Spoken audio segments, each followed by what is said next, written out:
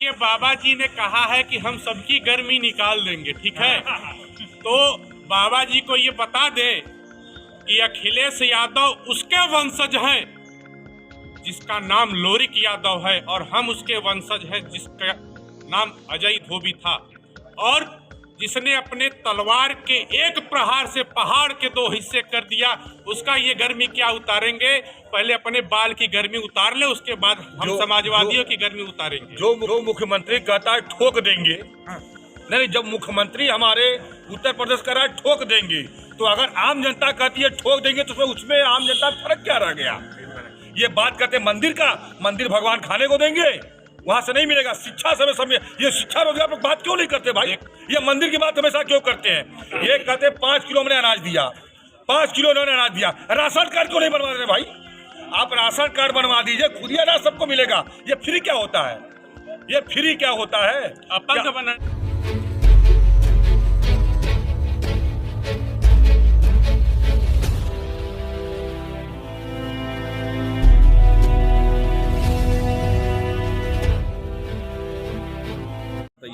नथुलाल सोनकर, ये आज की समाजवादी पार्टी बाबा साहब वाहिनी वाराणसी।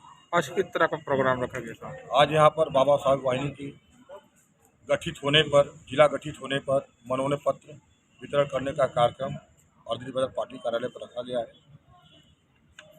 और यहाँ पर सभी को मनोनयन पत्र देने के बाद हमारे जिले में सभी विधान क्षेत्रों से हमारे सभी विधानसभा अध्यक्ष, उपाध्यक्ष, सचिव अपने अपने विधानसभा क्षेत्र में जाएं और माननीय अखिलेश यादव जी को उत्तर प्रदेश की गद्दी पर बिठाने का कार्य के लिए मेहनत करें।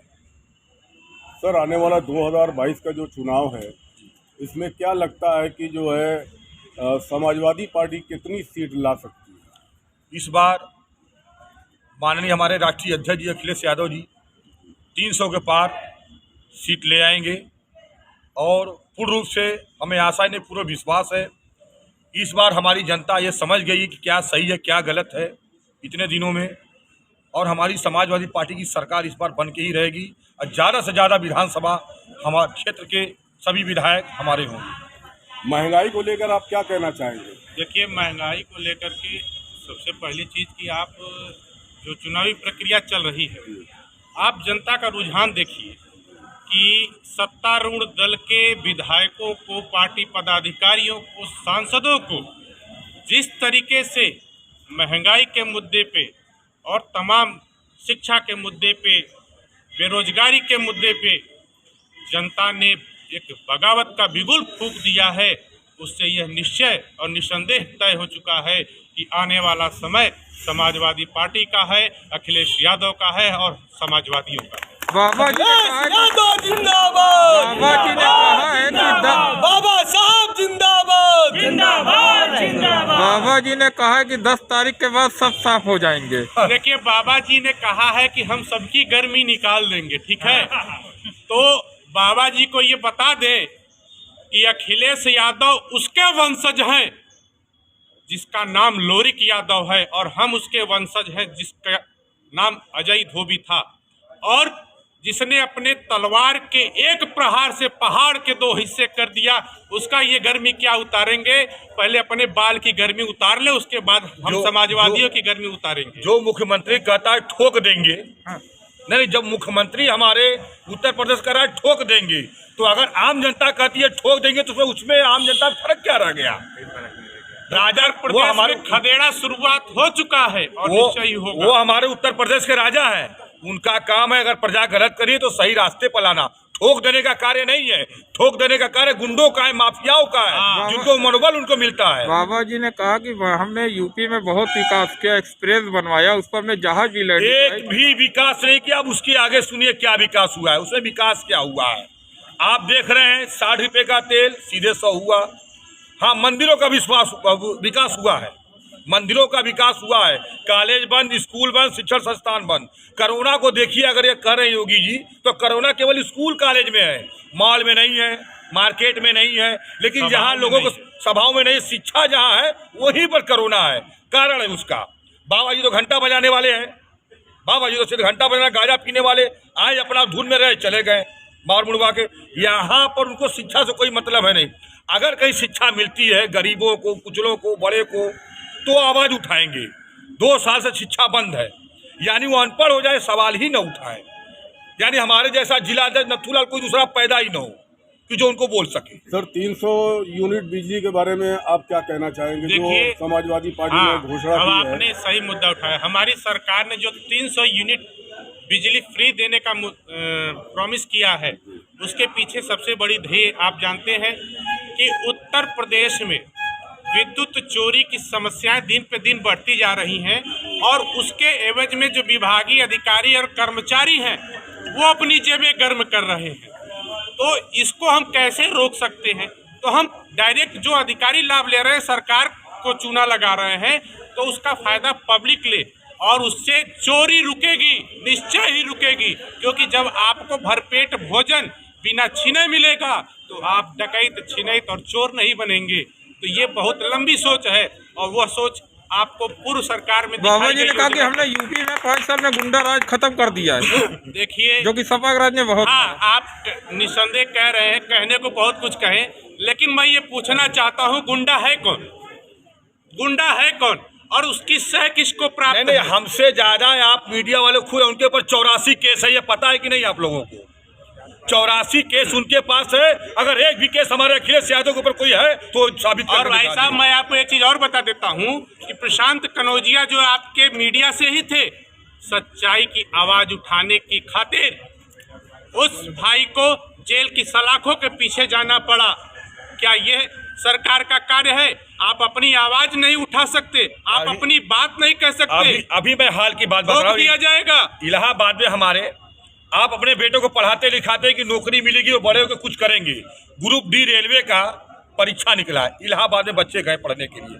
वो बच्चा किस तरह से, किस किसान का, किस गांव से गया, वहां पर उसके माँ बाप ने क्या लालसा रखा है कि मेरा बच्चा उस लायक बनेगा। वहां पर जाके वहां के इनके आदेशानुसार वहां के सभी पुलिस वाले, चाहे पुलिसकर्मी, इतनी बेरहमी से उनको मारा है, उनके साथ जो दुराचार किया है, उसका सभी हिसाब हमारी सरकार में होगा। ये बात करते मंदिर का, मंदिर भगवान खाने को देंगे, वहां से नहीं मिलेगा। शिक्षा से समय, ये शिक्षा रोजगार पर बात क्यों नहीं करते भाई? ये मंदिर की बात हमेशा क्यों करते हैं? ये कहते 5 किलो हमने अनाज दिया, 5 किलो उन्होंने अनाज दिया, राशन कार्ड क्यों नहीं बनवा रहे भाई? आप राशन कार्ड बनवा दीजिए, खुद ही अनाज सबको मिलेगा। ये फ्री क्या होता है? ये फ्री क्या होता है? अपंग बनाने का या हम लोग टैक्स देते, 5 रुपए का साबुन भी लेते हैं, उस पर भी टैक्स है। आप 5 रुपए का साबुन, उस पर भी टैक्स है। पेट्रोल जितना आप रोज भरवाते हैं उस पर कितना है? 40% केवल सरकारी टैक्स है। ये सब कहाँ जाता है? सरकार को जाता है। आप रजिस्ट्री कराने जाइए, 2 लाख रुपए रजिस्ट्री स्टाम्प लगा, स्टाम्प का कोई मतलब है? सीधे 2 लाख सरकारी खाते में जाता है।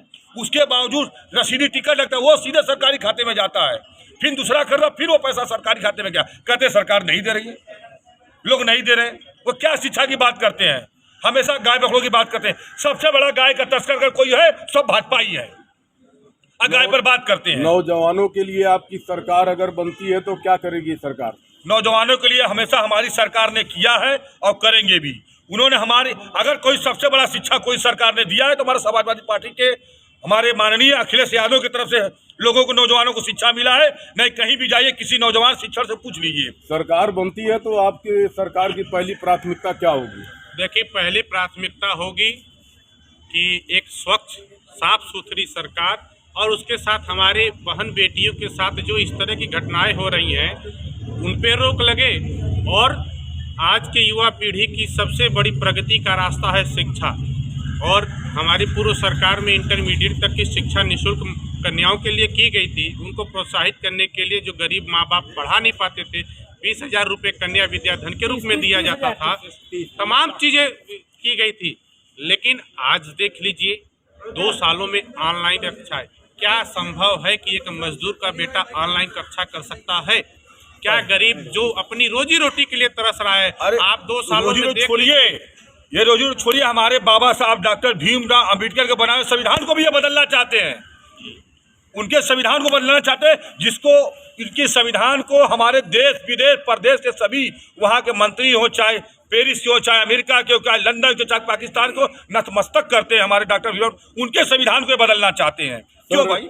एक आखिरी सवाल आपसे जी, कि आप प्रदेश की जनता से क्या कहना चाहेंगे इस बार के 2022 प्रदेश की जनता से मैं यही कहना चाहूँगा, इस बार हमारी समाजवादी पार्टी माननीय अखिलेश यादव जी को, जो साफ कथित चेहरा है दूध की तरह, उनको इस बार हमारे उत्तर प्रदेश के गद्दी पर बैठाएं और उनको मुख्यमंत्री बनाने का कार्य करें। उनका नौकरी,